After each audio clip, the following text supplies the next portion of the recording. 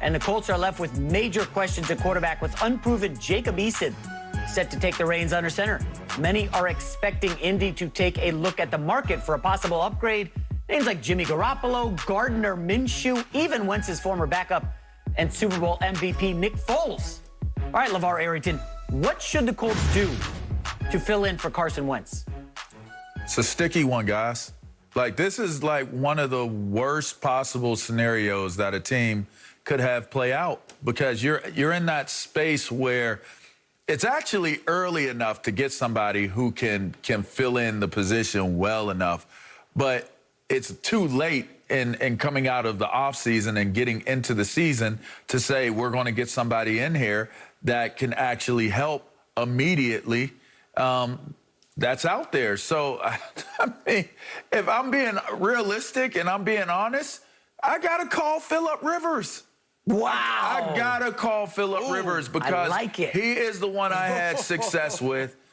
I got to hope and pray, cross my fingers, my toes, my toenails, pray to the football gods, lowercase g, and hope that he's in good enough condition, shape, mentally and physically to actually think about it and try to give it a go. Otherwise, I don't know. What, do you go to Mitch, maybe it's Trubisky, I don't know. But do you go to, what was the quarterback, the backup, that Jacoby? Do you try to find what Jacoby's got going on? Like, what? Right. I just think that they're in a very, this is a compromising position. But with that being said, you got to know that Carson Wentz could come up injured. And you should have already had a plan in place for if this doesn't go the way that we wanted it to go, what direction do we go in? So it's got to be the next man up. But if the next man up isn't good enough in your camp and in your ranks, and you're thinking to yourself, we're losing an opportunity by not having a quarterback that can lead us better than what we expected with Carson Wentz being the starter, I would say you got to give Phillip Rivers a call and see where he's at and what he's got going on. Well, let me start by saying this. It can't be Nick Foles. All right, we have to put that to bed. All right, it cannot be Nick Foles. If the Indianapolis Colts want to get anything in the future out of Carson Wentz, then they cannot bring Nick Foles to that team. And I don't know that they have a bad relationship or anything. He might jump, but yeah, we were talking about this on our radio show last night, The Odd Couple, and one of the callers had a great analogy. He said that would be like having a guy work with the guy that cheated on his wife with him. You know, I mean, you cannot, there is no way this could work. All right, Nick Foles is the guy that took Carson Wentz's team, won a Super Bowl. Got a and statue. Then, I hate to put it this way because obviously Wentz was on that team, got a ring, but it pretty much, it derailed his career. Let's put it that way. And a lot of it was mental in his mind, and I get it. So they cannot bring Nick Foles. On top of that, Nick Foles has had chance after chance, opportunity after opportunity to be a starter, and he's proven that he's not.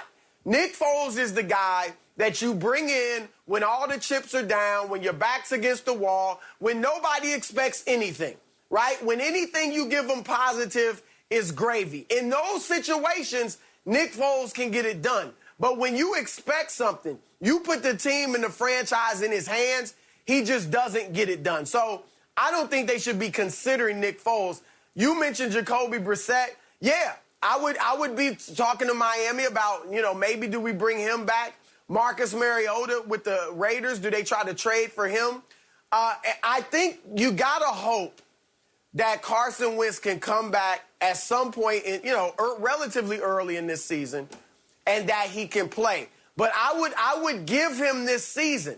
And if he comes back soon, and if he struggles or he can't stay healthy again, then you may just have to say, okay, we can't trust this guy. We got to look for a real quarterback for the future.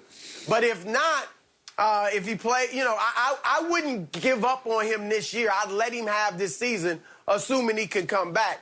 And then, guys, let me throw this out. Because the reports are that Trey Lance is looking dynamic in the 49ers. I know what you're about to do. We know that if that's the case, Jimmy G Garoppolo will become, probably not soon, but next year, Garoppolo could be available. So you got to look at him.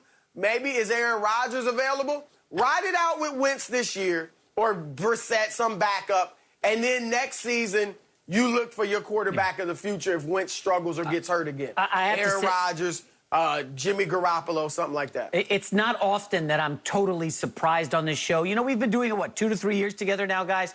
And I feel like I know them well. LeVar with probably one of the biggest shockers. I love the Phillip Rivers return take. Now, I think he's coaching high school football somewhere, so he may not exactly be in shape. I have a counter to that, and I would just say, do nothing. Do not go and overpay for somebody when you're trying to make a trade from a position of weakness. Everybody knows that Chris Ballard needs a quarterback. So you're going to ask for the world. And Chris Ballard has drafted way too well. I was just looking at the Colts draft picks the last 3 or 4 years. He hits home runs every year in the draft. You do not want to give up a pick to rent a quarterback for, I don't know, 3 weeks. Have you guys looked at the early schedule? The Colts have the toughest September schedule in the NFL. 3 of their first 4 opponents were in the playoffs last year, okay? 3 of their first 5 games on the road back to back to back. So they're going to struggle out of the gate, whether it's Jacob Eason, Carson Wentz, or whatever quarterback you want to overpay for. I think Ballard's smart move is, hey, we drafted Jacob Eason in the 4th round last year. Let's see what the guy's got. We're going to throw him right into the fire. It's a tough schedule early. You got to face defenses like Baltimore. Yikes. But I think this is the move. You just stay put. And a quick final word on Carson Wentz, okay? At some point, LeVar, we have to look ourselves in the mirror and say, you know what? That Carson Wentz near MVP season, that was an outlier. That's not who the guy is. He's hurt every year. No, LeVar. He's had 5 years in the league. He's been healthy twice, okay? He's hurt every year, and he had one incredible year that he has not come close to duplicating. And if you dig into those numbers in that near MVP year, he was like nearly record-setting in the red zone and on 3rd down. And he has not come close to sniffing those numbers. It was a total outlier. I think it's safe to say Carson Wentz is an injury-prone quarterback who just had one fluky year, and I don't know what his future holds, and it's probably not a good thing. Even if you came to that conclusion based off of what you've seen, that 1 year that he did have success is the guy that brought him into Indianapolis. That's for one. For two, Indianapolis is one of the most completely built teams in the National Football League. They are a studly group. They got a running attack. They have receivers. They have an offensive front. They have a great defense. You're not asking Carson Wentz to be a world beater in Indianapolis. You're actually putting him in a situation to have that same type of success he had the first go-around with Reich. So, to me, the reason why I said a Phillip Rivers, and it sounds outlandish, and it sounds outlandish to me as well, the reason why I can't be a Nick Foles, the reason why I can't be a Garoppolo, the reason why I can't be a legitimate, like, serious quarterback that can be your starting quarterback, and this is why it's such a difficult position for the Colts to be in, is because you don't want to destroy a situation that you have not even had the opportunity to see if it's going to work with Carson Wentz. This, to me, it ends it, right? It's a potential, it's a game ender. You know, he's going to jump. Like, it's not going to end well if you bring in a guy that Carson Wentz, before he even gets started, has to contend with. Now, it's not about him competing against a guy that they would bring in, a Garoppolo or a Mariota. It's not the competing part for Wentz. It's the reckoning.